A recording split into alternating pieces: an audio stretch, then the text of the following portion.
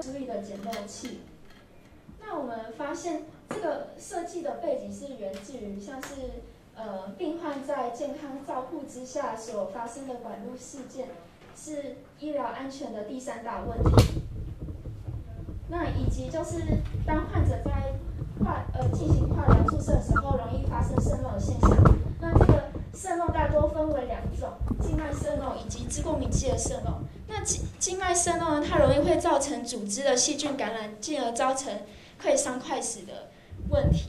那以及支过敏剂的渗漏呢，容易让患者起一些过敏性的反应，来影响他们对身体对药物的吸收。那同时呢，因为患者会就是因为使用的化学药物以及生活习惯等原因，所以会对于住院产生依赖的现象。所以呢，大部分的患者还是会选择在医院来进行治疗，那进而会造成像是医院病床占用率过高的问题。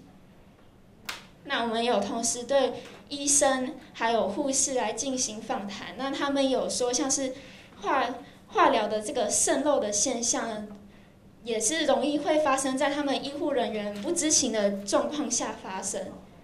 那以及病患呢，他们对于这个问题，那他们由于这个化疗的过程是没有很公开透明，所以他们也没办法很明确的了解说真正化疗的过程是如何。那以及在目前的居家化疗呢，也没有像是一些突发性状况的一些紧急的处理的机制，导致他们会对于化疗的意愿性降低。那以下是我们 BB 它连接了医生、病患跟护士3方，那也是提供一些明确性的一些化疗流程的记录，来减少说在这个化疗治疗的过程有一些问题的产生，可能像是投药错误，或者是渗漏的问题。那根据以上的问题点呢，我们这个 BB 的设计呢，它是一管透过血流速以及 IgG 蛋白浓度这2个测项来侦测静脉输液漏液过敏现象的装置。那我们在它的造型上面采用是3角状的设计。那底部的部分呢，我们是有一个内凹的设计。那这个设计是为了让医护人员可以更加的服贴在患者的注射部位前方。下一页。那在使用流程上呢，我们患者先前往医院进行治疗，接下来医生会先进行评估，然后由护理人员来进行注射。接下来护理人员会为我们的化疗患者戴上 BB 这个装置。接着患者可以打开 APP， 并且同步会接受治疗。医护人员可以同步看到 APP 的内容。那在输液的过程中呢 ，BB 也会同时进行侦测。如果没有过敏反应的话，就是会结束这个疗程。那如果有过敏反应的话 ，APP 会立刻通知医护人员，并且会协助使用者进行就医的动作。那在整个化疗流程结束之后呢，居家化疗病患会连同带着我们的装置一起回到医院，跟化疗奶瓶进行回收。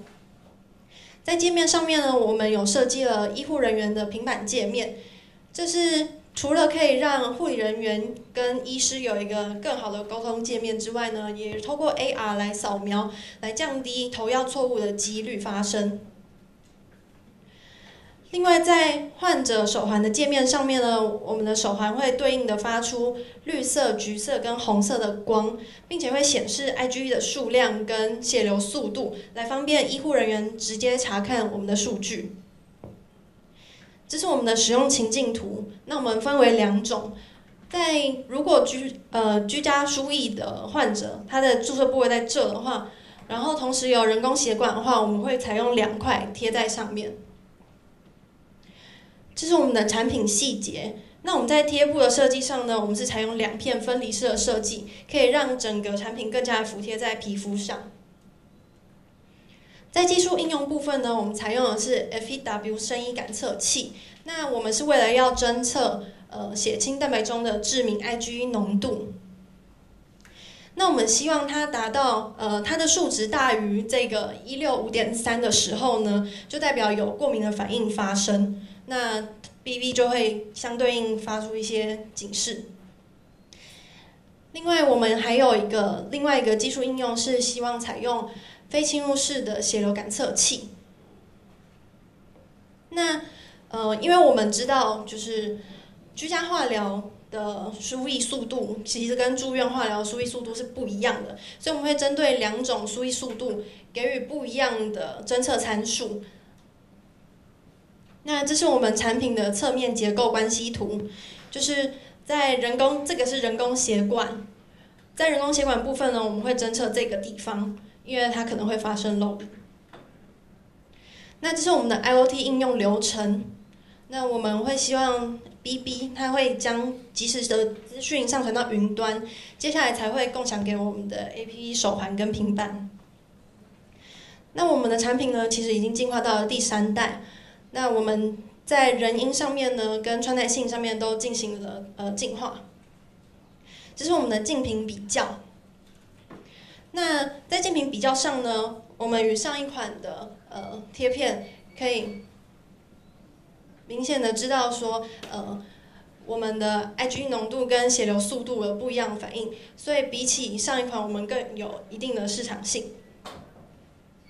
在预期效益上面呢，我们希望可以减少医院病床不足，还有提升化疗的意愿，还有减少居家输液的风险。在市场规模上呢，每年其实呢约有980万的980万的病患需要化疗。那在化疗过程中呢，有77%的患者是采用静脉注射。那每年约有755万的静脉输液需求，所以我们会有以下的预估收益。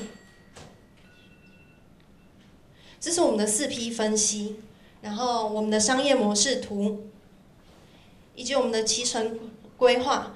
在长期的话，我们最后希望是与长照中心来进行合作。